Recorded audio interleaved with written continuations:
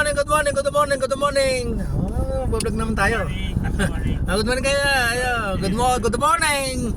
Kaya guys, pupunta na kami sa Bata, mamalingkin ng marami sa linggo. Naku, dito na naman si Palito Lapid Puta sinasabi ko yan. Magandang umaga. Welcome back guys. Ito na naman nandito yung Bimol Rocco. Si Dimple Rocco. Si Dan Fernandez. Hello, good morning, Good morning guys. Sige na, palis kami, puntang palengke. Welcome back. Kumusta kayo dyan? Ito, samahan ko yung aming alam mo naman mas hirap talaga ng boy. Yung trabaho, ginagawa tayong boy dito Kaya lang, super boy naman. Hindi naman bumawi naman, super boy.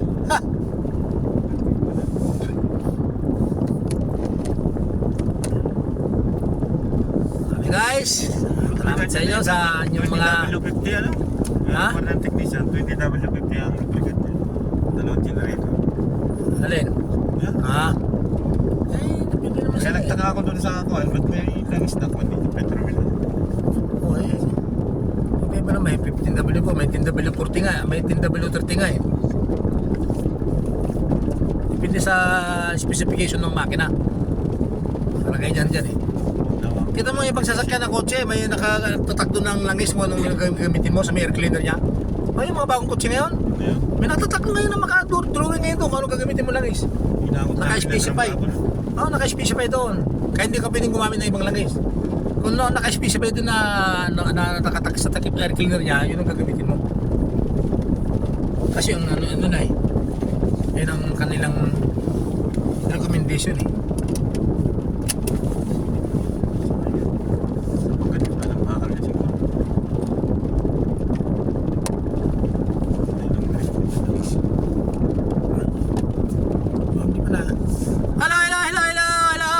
Nakakalimutan ko yung mga viewers ko Okay mo siya.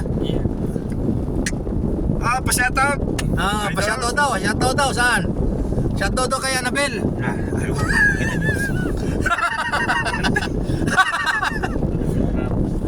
Kaya Annabel Rama po, pasensya na po. Annabel Rama, ito naman si Annabel Rama ang tinutukoy dito, hindi si sino mang Annabel yan. Saka pa-shoutout kay Christina. Ayun. Kay Christina Gonzales naman yun. Christina Gonzales. Correction lang po. Naman Ikaw kuya Ted, wala kang pa-shoutout?